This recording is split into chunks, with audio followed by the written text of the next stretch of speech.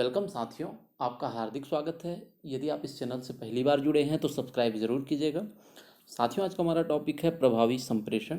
तो आइए इसके संबंध में चर्चा करते हैं। प्रभावी संचार या प्रभावी संप्रेषण से क्या आशय है। प्रभावी संप्रेषण किसी भी व्यावसायिक संस्था के लिए एक औषधि का काम करता है। व्यावसायिक कार्य में जितना अधिक संप्रेषण का माध्यम आधुनिक होगा, मॉडर्न होगा, श्रेष्ठकर होगा, उसका व्यवसाय और उसका बिजनेस उतने ही तेज़ी से, उतनी गति से अपने लक्ष्य की ओर अग्रसर होगा। आप स्वयं कल्पना कर सकते हैं कि आज के जो आधुनिक युग में, मॉडर्न युग में अगर phone, cell phone, computer, internet, जितने भी ये आधुनिक सामान हैं, जो अपने संचार के संप्रेषण के जो माध्यम हैं, साधन हैं, ये अगर काम करना बंद कर दें तो इसका क्या असर होगा। ना तो समय पर माल की खरीदी बिक्री हो पाएगी, ना ही उसका प्रोसेस उत्पादन का प्रोडक्शन का काम समय पर हो पाएगा, ना ही उसकी बिक्री, सेलिंग समय पर हो पाएगी। और राष्ट्रीय, अंतर्राष्ट्रीय स्तर पर, चाहे स्थानीय स्तर पर, सारे स्तर पर समस्याएं उत्पन्न होने लगेगी। संचार माध्यम को सदैव प्रभावी रखने वाला व्यक्ति ही एक सफल व्यवसायी माना जा सकता है। और संचार व्यवस्था को तभी प्रभावी माना जा सकता है जब वह अपेक्षित व्यक्ति पर अपना प्रभाव छोड़ दे और अपने उद्देश्य की प्राप्ति कर सके। संचार माध्यम को तभी प्रभावी बनाया जा सकता है जब संचार जो है हमारा स्पष्ट और साफ हो, संक्षिप्त हो, तथा इसका जो अर्थ है दूसरे व्यक्ति तक आसानी से उसको समझ में आ सके। इसके संबंध में परिभाषा है प्रोफेसर लोकर के द्वारा है यह परिभाषा। प्रभावी संचार वह प्रक्रिया है जिसमें व्यक्तियों, समूहों तथा संगठनों के बीच में सूचना को सूचित करने, निवेदन करने, प्रोत्साहित करने तथा ख्याति प्राप्त करने के उद्देश्य से प्रेषित किया जाता है। यह स्पष्ट, पूर्ण तथा सही होती है तथा पढ़ने वाले का समय बचाती है और अपने उद्देश्यों को प्राप्त करने में सहायक होती है। ये इनके द्वारा एक परिभाषा दिया गया है। इसके बाद हम चर्चा करते हैं प्रभावी संप्रेषण या प्रभावी संचार के सिद्धांत क्या है। जो संप्रेषण के सिद्धांत का आशय उन मार्गदर्शक नियमों के समूह से है जिनके पालन करने पर संप्रेषण प्रक्रिया या संचार प्रक्रिया अपने निहित उद्देश्यों में सफल हो सकती है, होती है।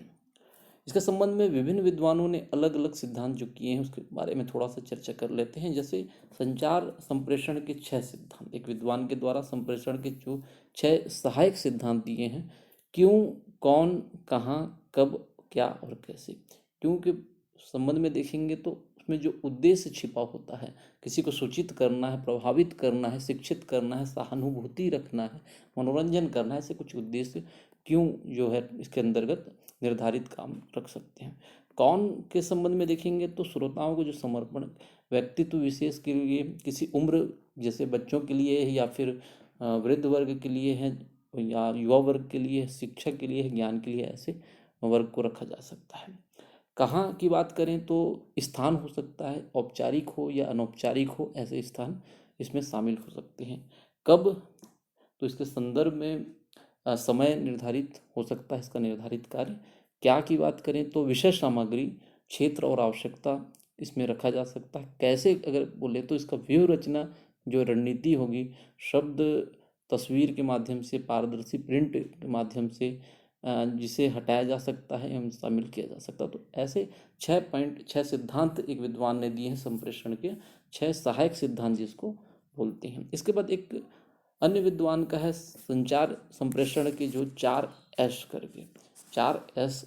इंग्लिश के जो लेटर है उसको देखिएगा, फर्स्ट लेटर एस से स्टार्ट हो रहा है। तो संक्षिप्तता, साधारण, शक्ति और यथार्थता। इसके जो इंग्लिश मीनिंग है शॉर्टनेस, सिंप्लिसिटी, स्ट्रेंथ और सिंसियरिटी। तो ये देखिए उसके एस लेटर से इसको ही 4 एस करके एक विद्वान ने इसको प्रतिपादित किया है। संप्रेषण में प्रयुक्त शब्द तथा वाक्य संक्षिप्त होने चाहिए जिससे श्रोताओं को सुनने और समझने में आसानी हो। उसी प्रकार साधारण होना चाहिए तथा सरल संदेश और सूचना विस्तृत रूप में समझना आसान होता है। कठिन और घूमे हुए संदेश को श्रोता संपूर्ण रूप से शीघ्र नहीं समझ पाता, इसलिए उसको साधारण होना चाहिए। शक्ति की बात करें तो संदेश की शक्ति और महत्वपूर्णता संपूर्ण वार्तालाप और संप्रेषण प्रक्रिया को प्रभावित करती है।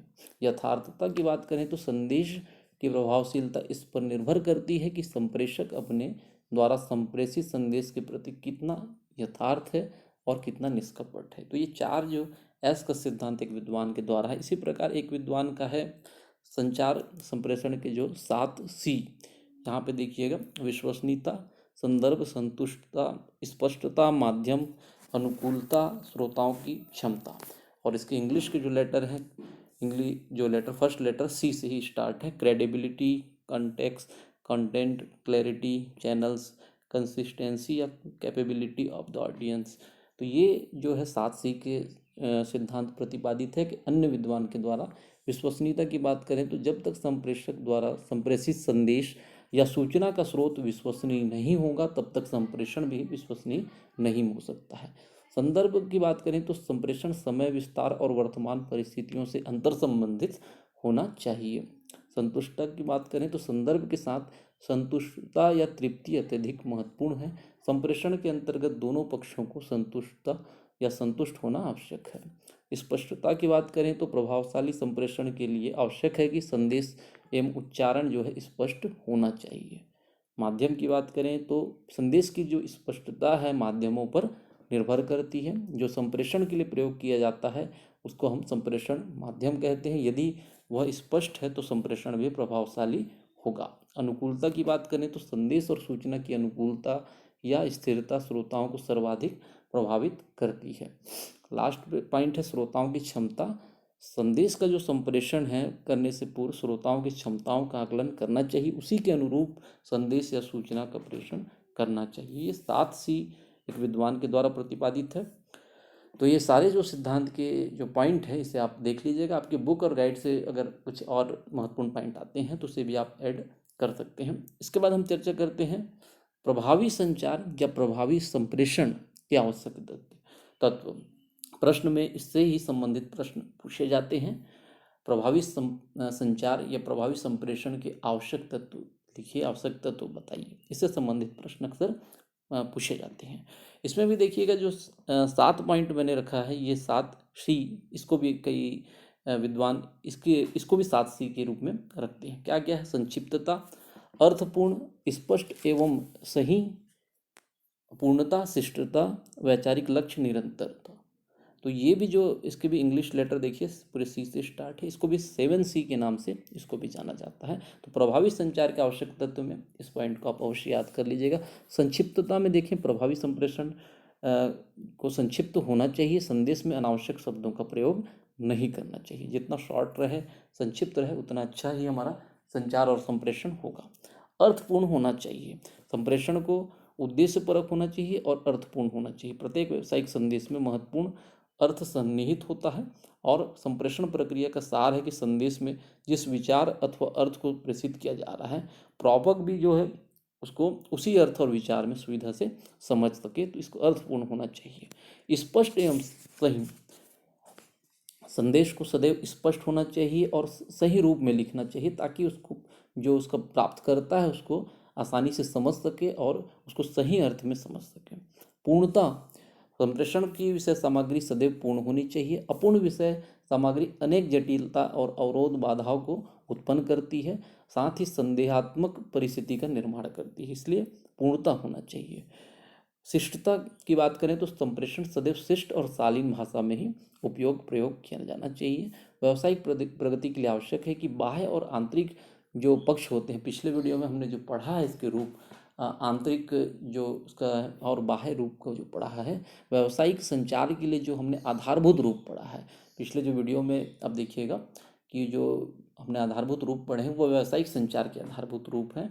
तो उसमें मैत्रीपूर्ण संबंध स्थापित होने के लिए आवश्यक है कि शिष्ट भाषा का प्रयोग किया जाए।